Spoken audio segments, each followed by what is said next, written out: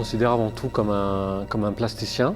Je travaille donc l'image en utilisant les moyens technologiques que l'on peut disposer aujourd'hui, comme la vidéoprojection, la lumière.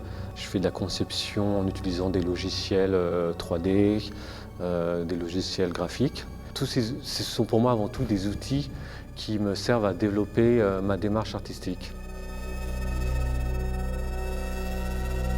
Ma démarche est essentiellement portée autour de la perception de l'espace. Je cherche avant tout à comprendre comment ce que l'on perçoit l'espace. Est-ce que ce que nous voyons peut être présenté et conceptualisé différemment?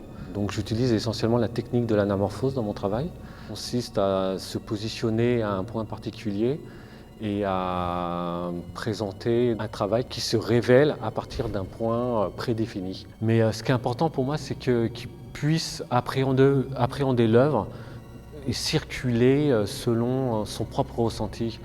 Donc, du coup, on pourrait apprécier Delta sur le plan esthétique, en étant situé à différents endroits de la pièce, découvrir des angles de vue intéressants. Chaque personne pourrait ressentir quelque chose de différent selon sa propre expérience.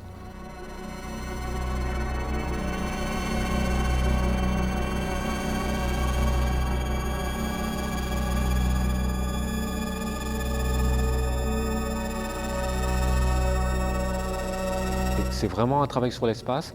C'est l'espace qui dicte, qui crée en fait l'œuvre, parce que la proposition artistique dépend vraiment de l'espace. Donc c'est pas une œuvre qui existe et que je présente à chaque fois dans des espaces différents. C'est une œuvre qui s'adapte à l'espace et qui doit vivre avec l'espace.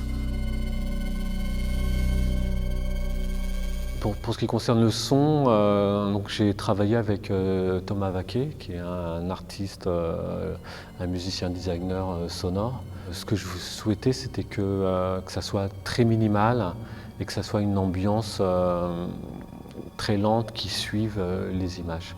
Pour Delta, l'idée c'était de dématérialiser le support et d'utiliser les règles de la perspective pour un peu créer une porte